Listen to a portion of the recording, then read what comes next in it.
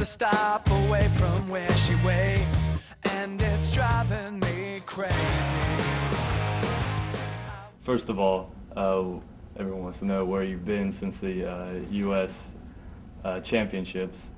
Give us a little bit about what you've been doing since then. I took a little bit of a break after the U.S. Championships, and I just kind of decided that the best thing for me to do would be to focus on the Olympics and the Olympic trials and get my eyes on the prize, not get distracted, dedicate myself 100% to the goal, and be able to give the effort that I need to give, not just on race day, but every day leading up to it. That was one thing I learned at the Olympics, how to be focused in preparation. I made a lot of mistakes going into Athens that led to me falling in the race. In this past year, I didn't do hardly any preparation at all and didn't run any steeples for the U.S. Championships, and that led to some of the problems that I had in that race and afterwards. And I won't go into detail now. I don't like making excuses for what happened, and I don't like making excuses in general, but there's a lot of things that happened on that day that I kind of talked about today to the crowd here. So if you're in the crowd, you got some lucky inside information.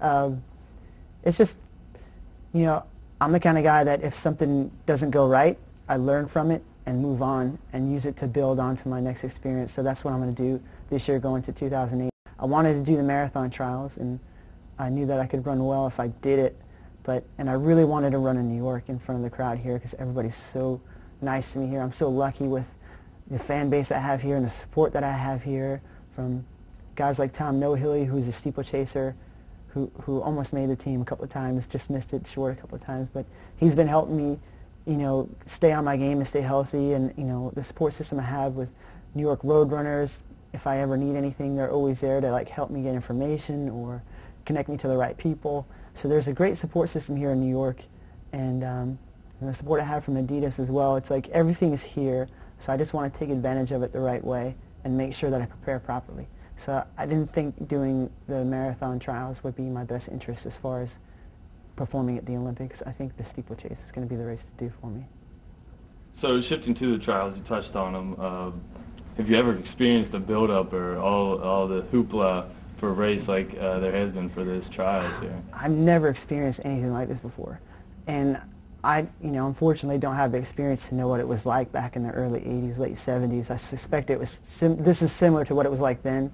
It might have been bigger then, it might have been less. I don't know. I wasn't one of those guys there. I'm going to talk to Frank Shorter tomorrow and ask him about it, you know, one-to-one, and see what he has to say.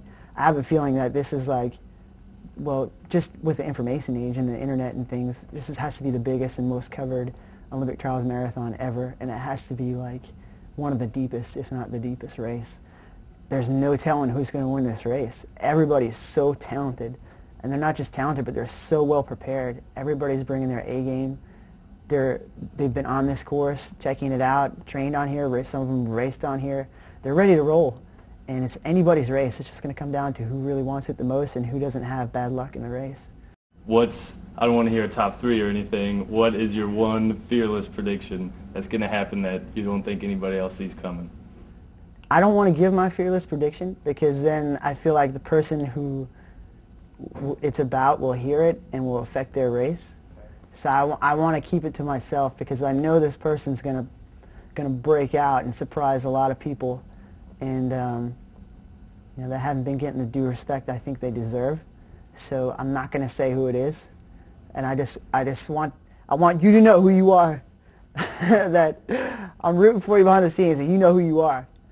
You know, I don't want to say who it is because I feel like a lot of times, even if you don't want to, you know, I don't like going on the chat rooms and the message boards and stuff like that, but other people, you know, go and they tell you what's on there, and I don't want this person to find out that, you know that they have that ability and that they're my dark horse because I feel like it'll affect their race, you know.